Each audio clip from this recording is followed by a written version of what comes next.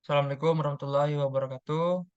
Sebelumnya, terima kasih kepada Pak Fajar yang telah memberikan kami kelompok 3 kesempatan untuk mempresentasikan hasil diskusi kami mengenai pertanyaan-pertanyaan yang telah diberikan sebelumnya. Sebelumnya, perkenalkan saya Rial Findito, NIM 211094-2007 yang berlaku sebagai moderator pada sesi presentasi kali ini. Sebelum kita masuk ke bahan presentasi, ada baiknya kita memperkenalkan anggota kelompok terlebih dahulu.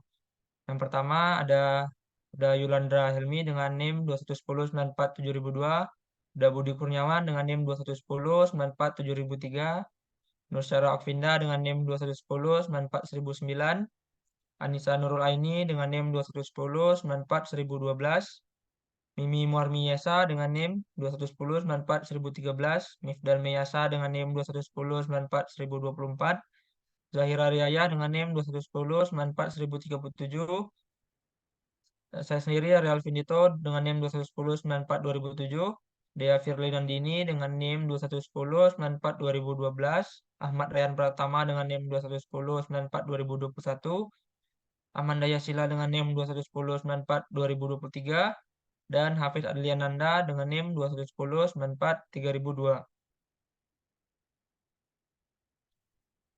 Pertanyaan pertama, apakah yang dimaksud dengan baku mutu udara?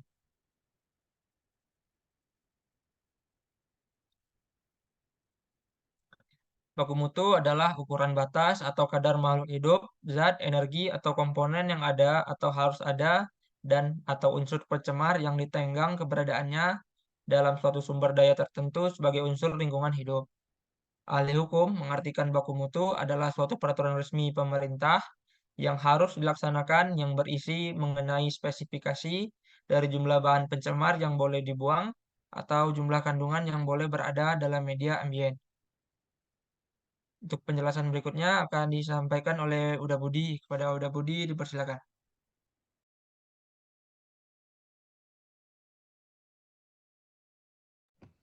Baiklah, terima kasih kepada Arya. Selanjutnya, kenalkan sebelumnya nama saya Budi Kurniawan dengan BP 2010947003.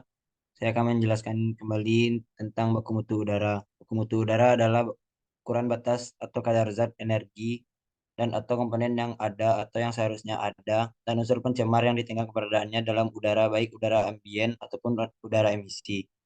Untuk udara ambien sendiri adalah udara bebas di permukaan bumi, ada lapisan troposfer yang dibutuhkan dan mempengaruhi kesehatan manusia, makhluk hidup, dan unsur lingkungan hidup lainnya. Selanjutnya dilanjutkan oleh Hafiz. Baik, terima kasih kepada Uda.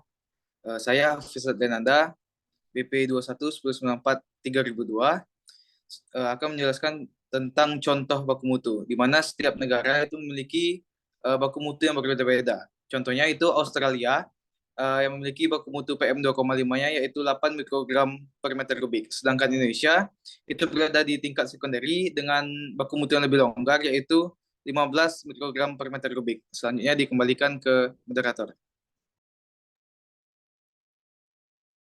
Terima kasih kepada Hafiz. Kita lanjut pertanyaan berikutnya, yakni apa yang dimaksud dengan ISPU yang akan disampaikan oleh Amanda. Kepada Amanda, dipersilakan. Baik, terima kasih kepada moderator. Saya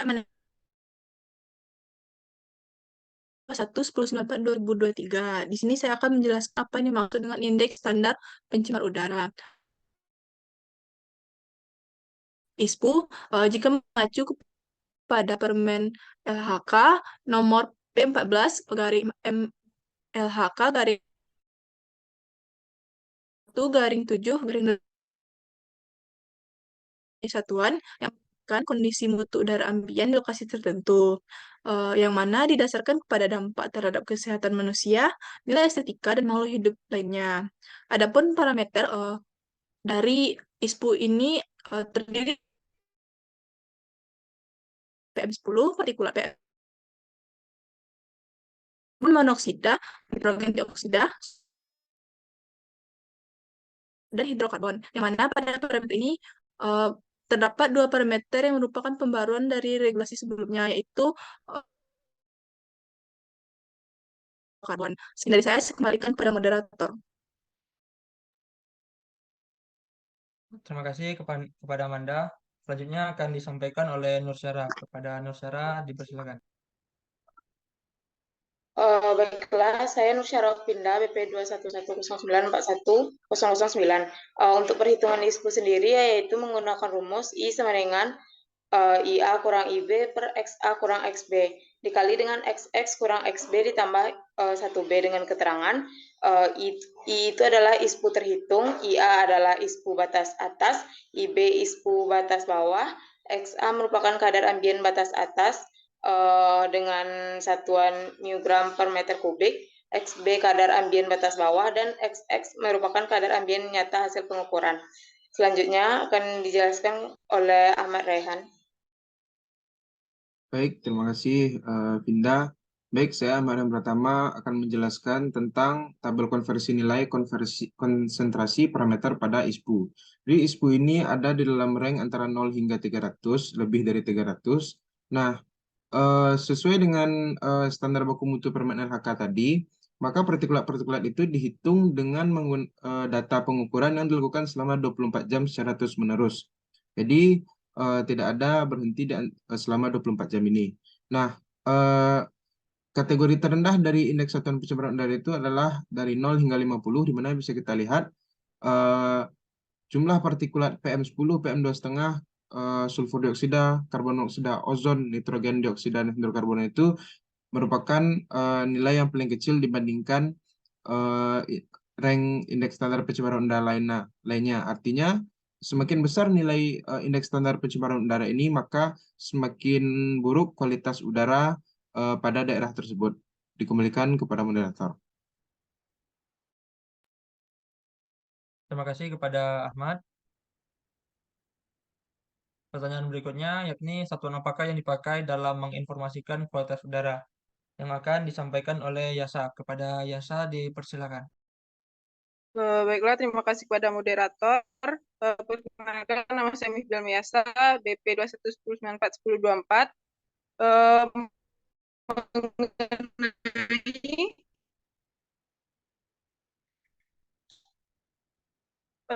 satuan yang dipakai adalah menurut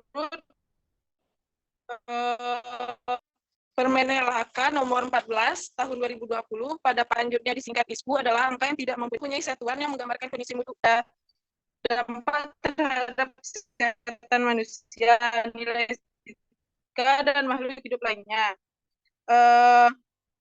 Dapat dilihat dari pasal tersebut bahwa kualitas udara sendiri tidak menggunakan satuan. Sekian dari Terima kasih kepada Mifdal. Selanjutnya akan disampaikan oleh Anissa. Kepada Anissa, persilakan. Baiklah, saya Nisa Nurul Aini, BP 21109411012. Kemudian satuan dalam menginformasikan kualitas udara. Nah, untuk satuan untuk konsentrasi partikulat pada emisi ini yaitu mikrogram per meter kubik. Seperti yang ada pada slide 10 tadi, terdapat beberapa contoh dari besaran partikulat-partikulat yang ada. Kemudian saya kembalikan kepada moderator. Terima kasih kepada Anissa. Selanjutnya akan dijelaskan oleh Mimi. Kepada Mimi dipersilakan. Baik, terima kasih moderator. Perkenalkan, saya Mimi Marmiesa dengan nomor BP 211094113, di mana pada slide tersebut ada beberapa wilayah Indonesia dengan memiliki kualitas udara yang berbeda-beda. Dalam kategori ISPU terdapat 5 pembagian, di mana yaitu yang pertama baik ditandai dengan warna daerahnya ditandai dengan warna hijau dengan rentang 1-50, di mana kondisi tersebut menggambarkan bahwa tidak adanya efek negatif dari kualitas udara terhadap kesehatan manusia, tumbuhan maupun hewan. Nah, yang selanjutnya yaitu ada sedang ditandai dengan warna biru dengan angka rentangnya yaitu 51-100.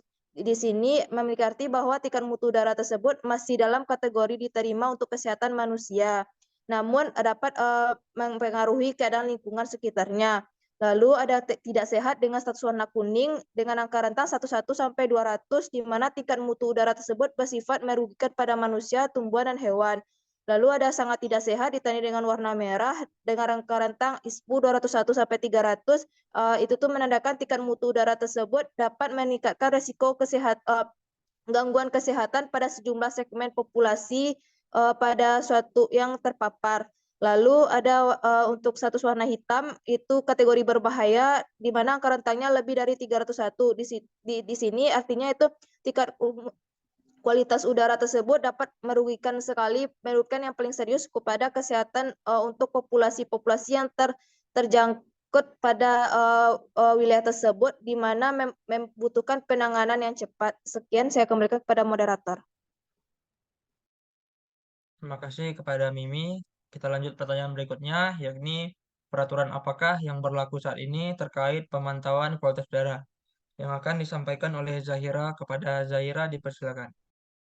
Baik, terima kasih kepada moderator. Sebelumnya perkenalkan nama saya Zahira Riaya, nomor BP 21-1094-1037.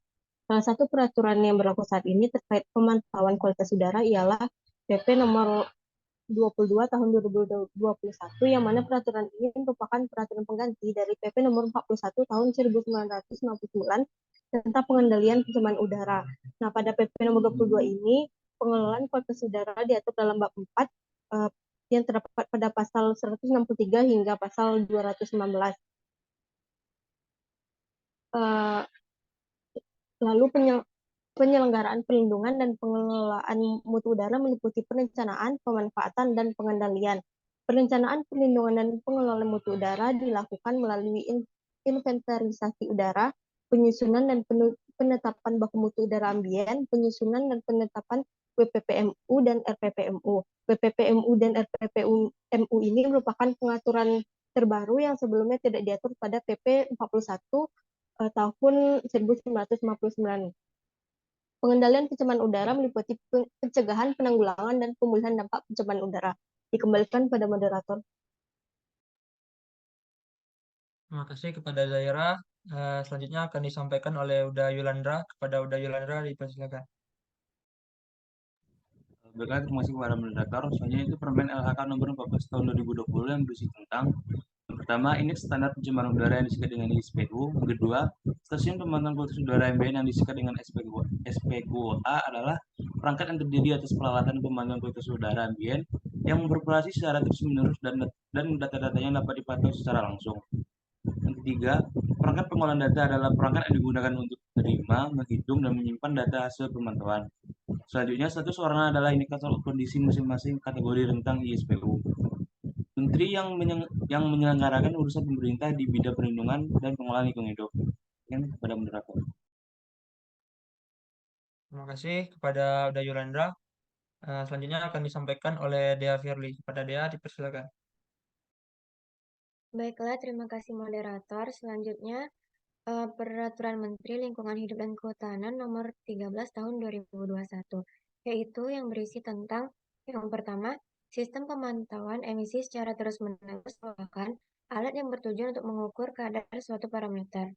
Yang kedua, sistem informasi pemantauan emisi industri secara terus-menerus adalah sistem yang menerima dan mengelola data hasil pemantauan emisi sumber tidak bergerak. Dan yang ketiga, sistem pelaporan elektronik perizinan bidang lingkungan hidup adalah sistem yang mengatur mekanisme laporan pelaksanaan rencana pengelolaan lingkungan hidup. Peraturan ini bertujuan untuk mendapatkan data dan informasi emisi secara benar, akurat, dan terus-menerus. Perlu dilakukan pemantauan emisi secara terintegrasi. Sekian dari saya kembalikan kepada moderator. Terima kasih kepada Dea. Berikut adalah bukti jurnal yang kami pakai dalam menyusun hasil diskusi kami. Dengan berakhirnya penjelasan dari Dea, maka berakhir pula sesi presentasi kita pada malam hari ini. Terima kasih kepada Bapak. Lebih dan kurang saya mohon maaf. Saya tutup. Assalamualaikum warahmatullahi wabarakatuh.